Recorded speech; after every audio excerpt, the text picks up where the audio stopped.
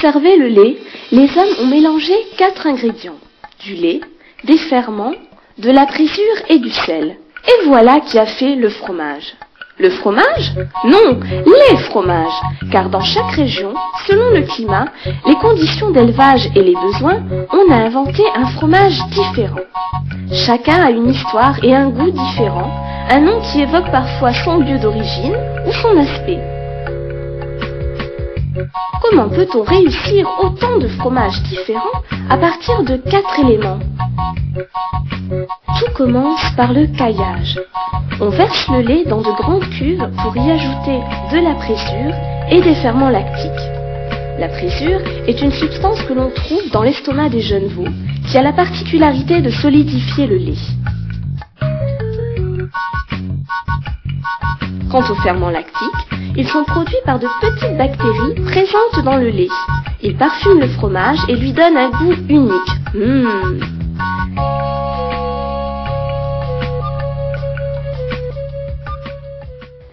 Si cette première étape s'appelle le caillage, c'est que la masse solide ainsi récupérée s'appelle le caillé. Mais il reste encore trop de liquide qu'il va falloir égoutter dans un grand tamis. Le caillé est brassé, découpé pour enfin être pressé.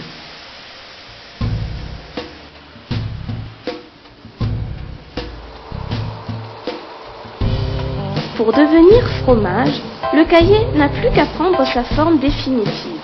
C'est le moulage. Rond, carré, rectangulaire, haut ou plat, il y en a pour tous les goûts et toutes les saveurs.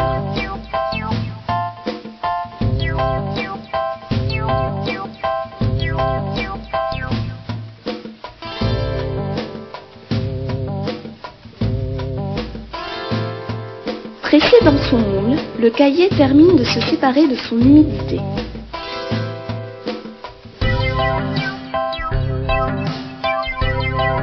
Complètement égouttée, la pâte est démoulée.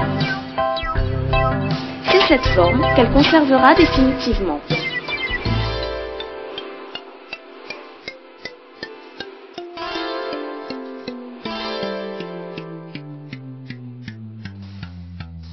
Maintenant, le fromage est presque prêt, et il en a de la chance.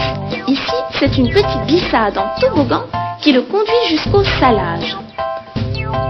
Le fromage est plongé dans un bain d'eau salée.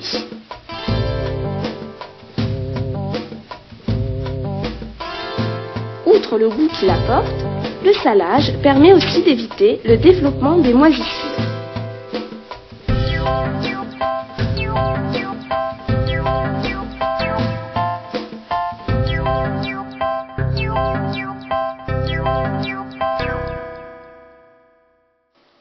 Dernier ingrédient indispensable pour faire un bon fromage, la patience.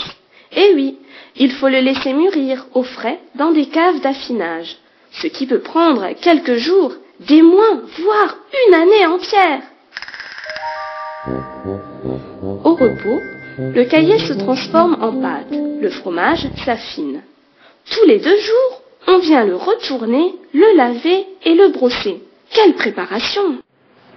Le métier de fromager, c'est l'art de transformer la matière vivante qu'est le lait en produits nobles sont les fromages.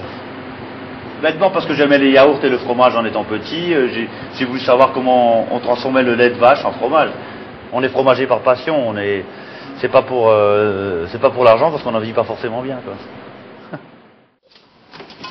Autant de ferveur et d'attention valent bien la peine qu'on goûte à tous les fromages, non?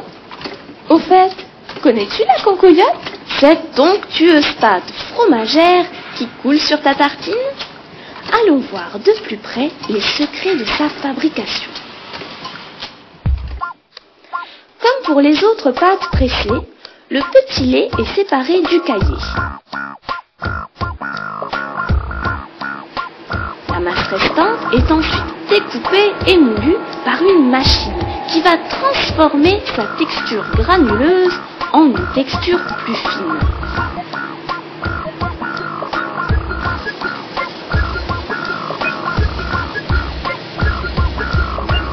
Après la douleur du broyage, arrive la douceur de l'affinage. Pendant plusieurs jours, le caillé est conservé dans des locaux spécialement tempérés. Éparpillé sur des plateformes, il va prendre son temps pour mûrir. Du repos et des petits massages pratiqués soigneusement par le fromager. Et oui, celui-ci doit venir régulièrement le retourner et le mélanger à l'aide d'une spatule.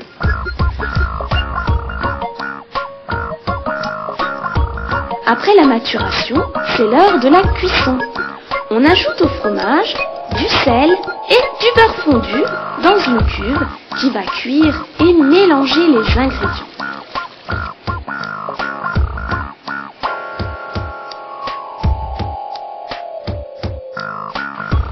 Le mélange homogène peut enfin être versé dans des pots. Les efforts du fromager sont enfin récompensés. La cocoyote est née de cette longue préparation. Quel bonheur de faire le délice des enfants et de leurs parents!